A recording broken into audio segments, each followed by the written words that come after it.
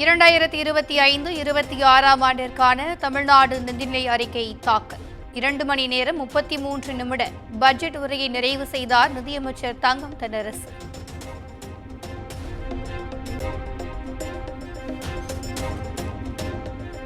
சட்டப்பேரவை கூட்டத்தொடர் ஏப்ரல் 30ஆம் தேதி வரை நடைபெறும். வரும் 17ஆம் தேதி பட்ஜெட் மீதான விவாதம் நடைபெறும் எனவும் சபாநாயகர் அப்பாவு அறிவிப்பு.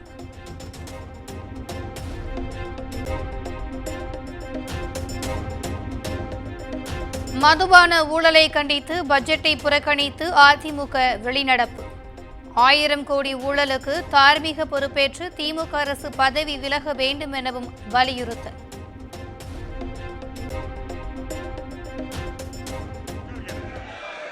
சமநிலையில் நின்று பொருளின் எடையை சீர்தூக்கி காட்டும் துலாக்கோல் போல் எப்பக்கமும் சாயாமல் நேர்மையுடன் நடுநிலை பேணுவதே சான்றோருக்கு அழகு. வான்புகழ் கொண்ட வள்ளுவம் காட்டிய வழியில் நடுநிலை தவறாமல் நம்மையெல்லாம் வழிநடத்துவது மட்டுமன்றி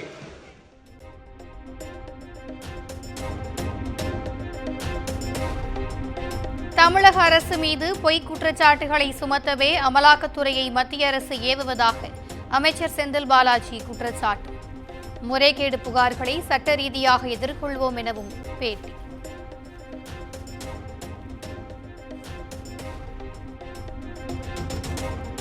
தமிழக பட்ஜெட்டில் பள்ளிக்கல்வித்துறைக்கு 46,267 கோடி ரூபாய் நிதி ஒதுக்கீடு. 2000 கோடி நிதியை இழந்தாலும் ஒருபோதும் இருமொழி கொள்கையை விட்டுத்தர மாட்டோம் எனவும் திட்டவட்டம்.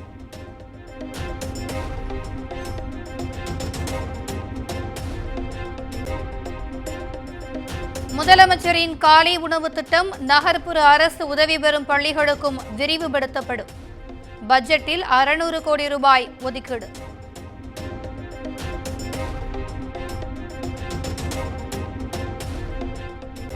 பழங்குடி மாணவர்கள் இடைநிற்றலை தடுக்க 14 உயர்நிலைப் பள்ளிகள் மேல்நிலைப் பள்ளிகளாக தரம் உயர்த்தப்படும்.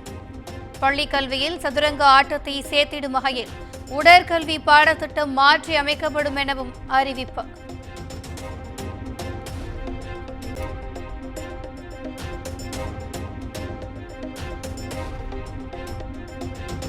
அரசு பல்கலைக்கழகங்களுக்கு வழங்கப்படும் நிதி உதவி 700 கோடியாக உயர்த்த முடிவு. சென்னை, நீலகிரி உள்ளிட்ட 8 மாவட்டங்களில் புதிய அரசு கலைக்கல்லூரிகள் தொடங்கப்படும் எனவும் பட்ஜெட்டில் அறிவிப்பு.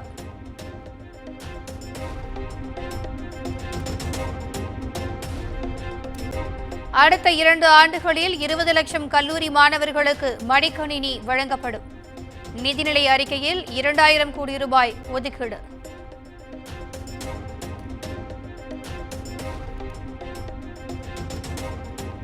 இருமொழி கொள்கையை தொடர்ந்து பின்பற்றுவதால் உலக அளவில் தமிழர்கள் தடம் பதிக்கின்றனர். அமைச்சர் தங்கம் தென்னரசு பேச்சு.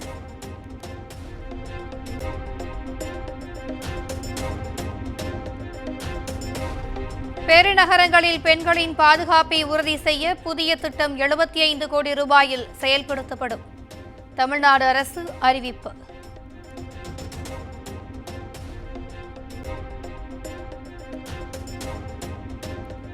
$77 கோடியில் பணிபுரியும் பெண்களின் வசதிக்காக மேலும் 10 இடங்களில் தோழி விடுதிகள் கட்டப்படும்.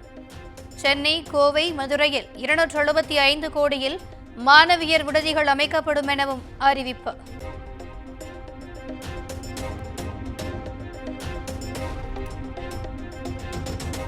மகளிர் உரிமைத் தொகை திட்டத்தில் புதியவர்கள் விண்ணப்பிக்க உரிய வாய்ப்பு விரைவில் வழங்கப்படும். நிதிநிலை அறிக்கையில் தமிழக அரசு தகவல்.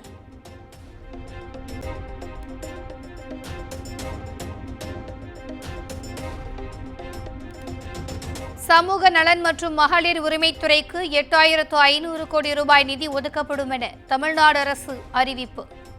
கலைஞர் நகர்ப்புற மேம்பாட்டு திட்டத்திற்கு 2000 கோடி ரூபாய் நிதி ஒதுக்கீடு.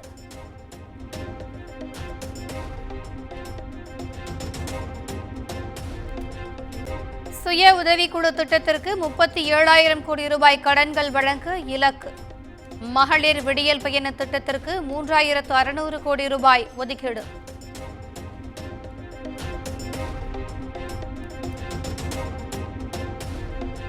தமிழ் புதல்வன் புதுமை பெண் திட்டங்களைப் போல் உயர்கல்வி செல்லும் 3ஆம் பாலினத்தவர்களுக்கு மாதம் 1000 ரூபாய் வழங்கப்படும். ஊர்காவல் படையில் 3ஆம் பாலினத்தவர்களை இணைக்கவும் நடவடிக்கை.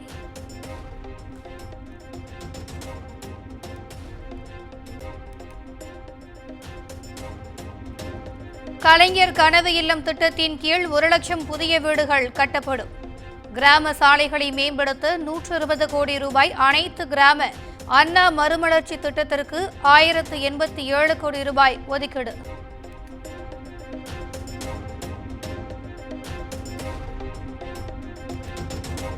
மதுரை கடலூரில் காலனி தொழிற்பூங்காவும் திருச்சியில் பொறியியல் தொழில் பூங்காவும் அமைக்கப்படும். ஒசூரில் 400 கோடி ரூபாயில் டைடல் பார்க் மற்றும் அறிவுசார் தொழில்நுட்ப வழித்தடமும் அமைக்கப்படும் என தமிழக அரசு அறிவிப்பு.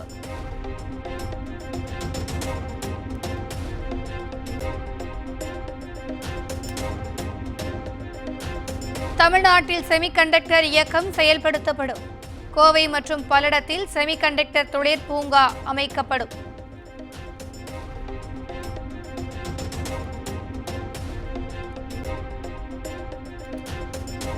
பத்து லட்சம் சிறு குறு தொழில் நிறுவனங்களுக்கு 2.5 லட்சம் கோடி கடன் உதவி வழங்கப்படும். தமிழக நிதிநிலை அறிக்கையில் அறிவிப்பு.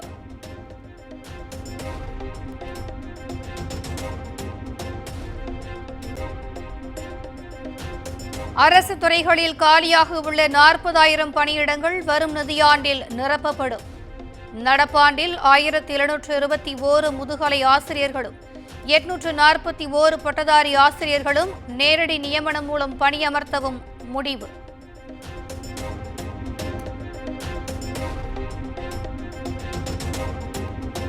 $1.50 லட்சம் தொழிலாளர்களுக்கு குழு காப்பீடு திட்டம் அறிமுகம் செய்யப்படும்.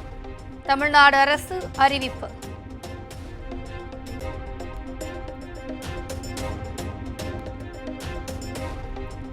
நூறு நாள் வேலை திட்டத்திற்கு 3,790 கோடி ரூபாய் நிதியை மத்திய அரசு விரைந்து விடுவிக்க வேண்டும். நிதிநிலை அறிக்கையில் தமிழக அரசு வலியுறுத்தல்.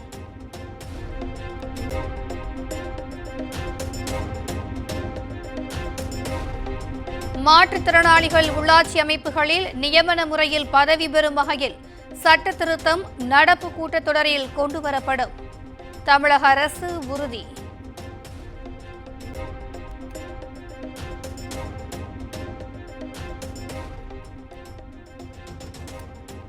சென்னை வேளச்சேரி கிண்டியில் புதிய மேம்பாலம் அமைக்கப்படும். திடக்கழிவில் இருந்து மின்சாரம் தயாரிக்கும் ஆலை தாம்பரத்தில் நிறுவப்படும் எனவும் பட்ஜெட்டில் அறிவிப்பு.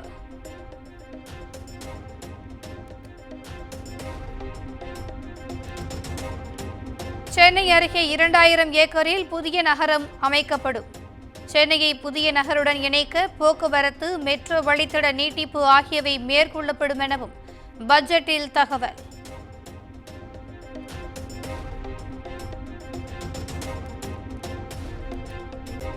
மழை வெள்ள நீரை சேமிக்க சென்னையில் 360 கோடியில் புதிய நீர்த்தேக்கம்.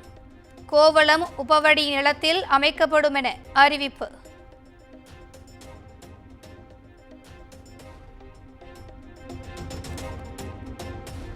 சென்னை பூந்தமல்லி போரூர் மெட்ரோ வழித்தடம் நடப்பாண்டு டிசம்பர் மாதம் பொதுமக்கள் பயன்பாட்டிற்கு வரும்.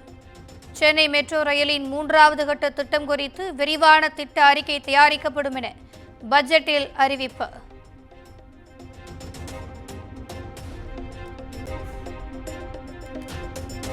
மித அதிவேக ரயில் போக்குவரத்தை தமிழ்நாட்டில் உருவாக்க சாத்தியக்கூறுகள் ஆய்வு செய்யப்படும். விரிவான நகரமயமாக்கலை கருத்தில் கொண்டு தமிழக அரசு நடவடிக்கை.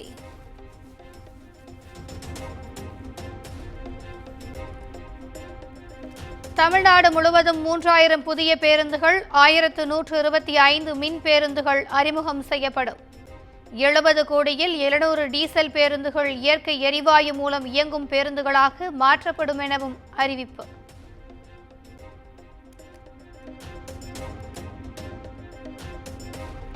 விமான நிலையம் கிளாம்பாக்கம் மெட்ரோல் வழித்தட நீட்டிப்புக்கு 9335 கோடி ரூபாய் நிதி பட்ஜெட்டில் ஒதுக்கீடு. கோயம்பேடு பட்டாபிராம் பூந்தமல்லி ஸ்ரீபெரும்புதூர் மெட்ரோ வழித்தட நீட்டிப்புக்கு 18,523 கோடி ரூபாய் ஒதுக்கி நடவடிக்கை.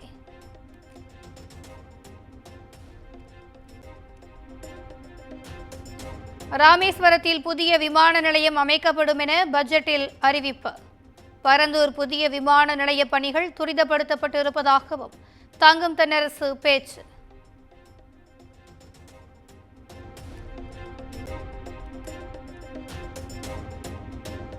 நகர்ப்புற சாலை பணிகளுக்கு பட்ஜெட்டில் 3,750 கோடி நிதி ஒதுக்கீடு.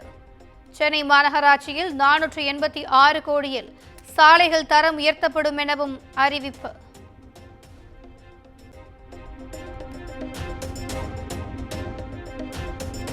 நகராட்சி நிர்வாகம் மற்றும் குடிநீர் வழங்கல் துறைக்கு 26,000 கோடி ரூபாய் நிதி ஒதுக்கீடு. புதிய மழைநீர் உறிஞ்சி பல்லுயிர் பூங்கா அமைக்க 2,423 கோடி ரூபாய் ஒதுக்கீடு.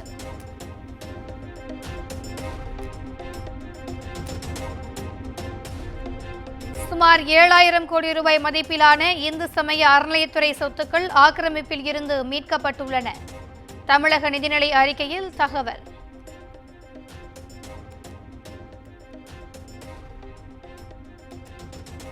பதினான்கு வயதுடைய அனைத்து பெண்களுக்கும் கருப்பை புற்றுநோய் தடுப்பூசி செலுத்த படிப்படியாக நடவடிக்கை எடுக்கப்படும். காஞ்சிபுரம் அறிஞர் அண்ணா புற்றுநோய் மையத்தை மேம்படுத்த 120 கோடி ரூபாய் நிதி ஒதுக்கீடு.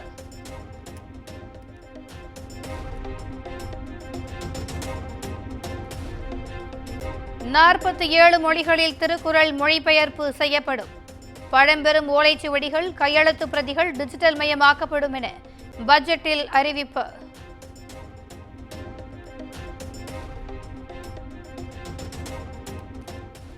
தமிழர்கள் அதிகம் வசிக்கும் பெருநகரங்கள் சிங்கப்பூர், கோலாலம்பூர் நகரங்களில் தமிழ் புத்தக கண்காட்சி நடத்தப்படும். ஆண்டுதோறும் உலக தமிழ் ஒலிம்பியாட் போட்டி நடத்தப்படும் என தமிழ்நாடு அரசு அறிவிப்பு.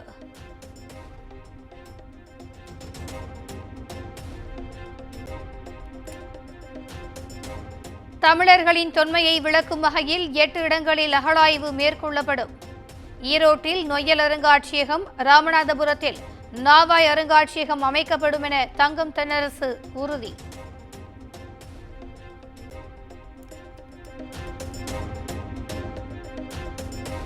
மதுரை, கோவை, திருச்சி உள்ளிட்ட 11 மாநகராட்சிகளில் மூத்த குடிமக்களுக்கான அன்புச்சோலை மையம் அமைக்கப்படும். 10 கோடி ரூபாய் நிதி ஒதுக்கி நடவடிக்கை.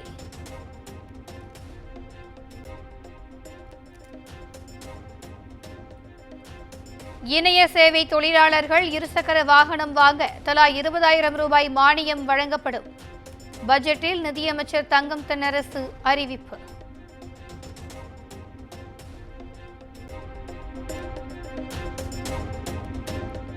பெண்கள் பெயரில் பத்திரப்பதிவு செய்யப்பட்டால் பதிவு கட்டணம் 1% குறைவு. தமிழ்நாடு பட்ஜெட்டில் அறிவிப்பு.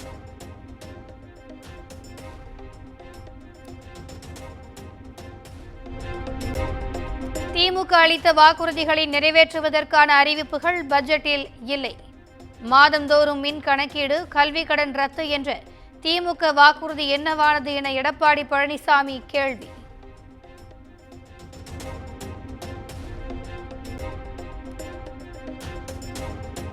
தமிழக பட்ஜெட்டில் வெற்று அறிவிப்புகள் மட்டுமே இடம்பெற்றுள்ளது.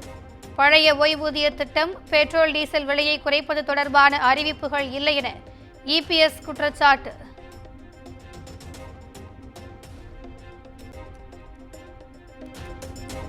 பட்ஜெட்டில் அறிவிக்கப்பட்டுள்ள திட்டங்கள் எதையும் நிறைவேற்ற முடியாது.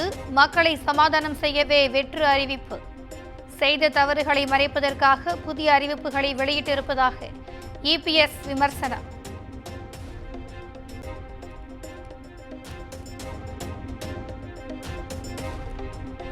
கடன் வாங்குவதில் தலைத்தவர்கள் அல்ல என்பதை திமுக அரசு நிரூபித்து வருவதாக EPS விமர்சனம். புதிய அறிவிப்புகளையும் கடன் வாங்கி செய்ய வேண்டிய சூழல்தான் உள்ளது எனவும் காட்டு.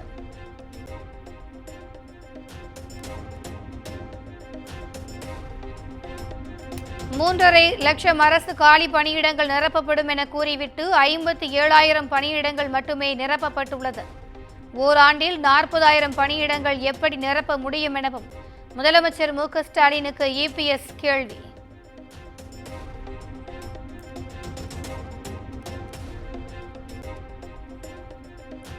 2025-2026 நிதியாண்டில் 3.31 லட்சம் கோடியாக வருவாய் மதிப்பீடு செய்யப்பட்டிருப்பதாக பட்ஜெட்டில் தகவல். வருவாய் பற்றாக்குறை 3.2% இருந்து 1.17% குறையும் எனவும் மதிப்பீடு.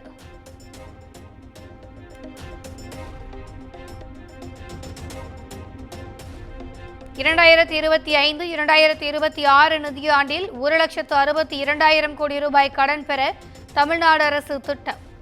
2026 மார்ச் 31ஆம் தேதி வரை தமிழ்நாடு அரசு நிலுவையில் உள்ள கடன் 9.29 லட்சம் கோடியாக இருக்கும் எனவும் அறிவிப்பு.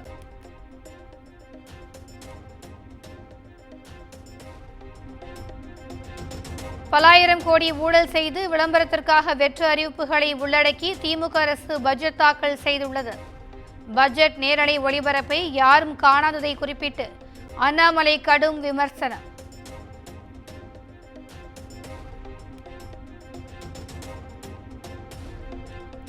மாநிலம் முழுவதும் 936 இடங்களில் நேரலையில் ஒளிபரப்பு செய்யப்பட்ட தமிழக பட்ஜெட் பெரும்பாலான இடங்களில் யாரும் பார்க்காத நிலையில் கோவையில் சீமானின் செய்தியாளர் சந்திப்பு ஒளிபரப்பானதால் மக்கள் அதிர்ச்சி.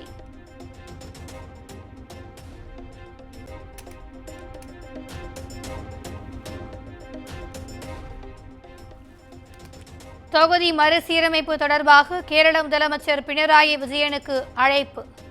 அமைச்சர் பழனிவேல் தியாகராஜன் மற்றும் எம்பி தமிழச்சி தங்கப்பாண்டியன் ஆகியோர் நேரில் சென்று அழைப்பு விடுத்தனர்.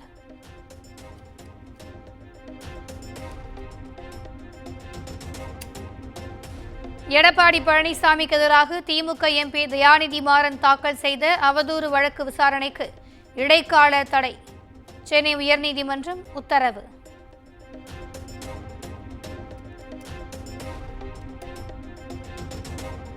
சபாநாயகர் அப்பாவுக்கு எதிராக அதிமுக கொண்டு வந்த நம்பிக்கையில்லா தீர்மானம் வரும் திங்கட்கிழமை விவாதத்திற்கு எடுத்துக் கொள்ளப்படும் என அறிவிப்பு.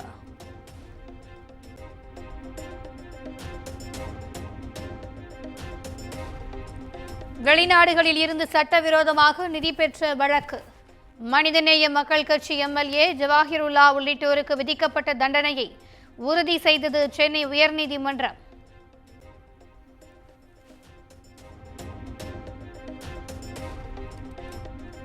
சென்னை திருமங்கலத்தில் கடன் பிரச்சனையில் குடும்பத்துடன் மருத்துவர் தற்கொலை செய்து கொண்ட சம்பவம். பைனான்சியரிடம் காவல்துறையினர் விசாரணை.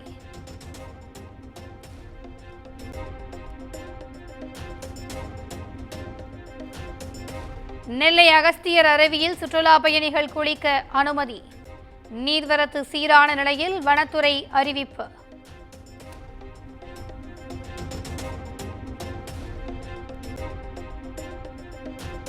சென்னையில் ஆபரண தங்கத்தின் விலை சவரனுக்கு 880 ரூபாய் உயர்ந்து 65,840 ரூபாய்க்கு விற்பனை. 65,000 கடந்து புதிய உச்சம் தொட்ட தங்கம் விலையால் நகை பிரியர்கள் அதிர்ச்சி.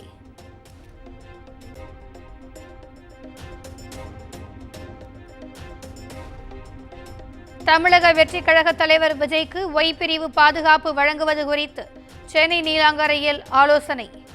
1 மணி நேரத்திற்கு மேலாக நடைபெறும் ஆலோசனையில் ஒய் பிரிவு இந்திய துணை ராணுவ அதிகாரிகள் பங்கேற்பு. குமுதம் மற்றும் தமிழ்நாடு மின்சார வாரியம் இணைந்து வழங்கும் சிக்கனமும் பாதுகாப்பும் யூஸ்ஃபுல் டிப்ஸ். மின் நுகர்வோர் சேவை மையம். மின் கட்டணம் தொடர்பான சந்தேகங்கள், இலவச மின் இணைப்பு குறித்த தகவல்கள், பழுதடைந்த மின் கம்பங்கள் அல்லது பில்லர் பாக்ஸ் குறித்த தகவல் தர, மின் இணைப்பு பெயர் மாற்றம் குறித்த சந்தேகம், இவை அனைத்திற்கும் 9497 9497 என்ற எண்ணை தொடர்பு கொள்ளவும்.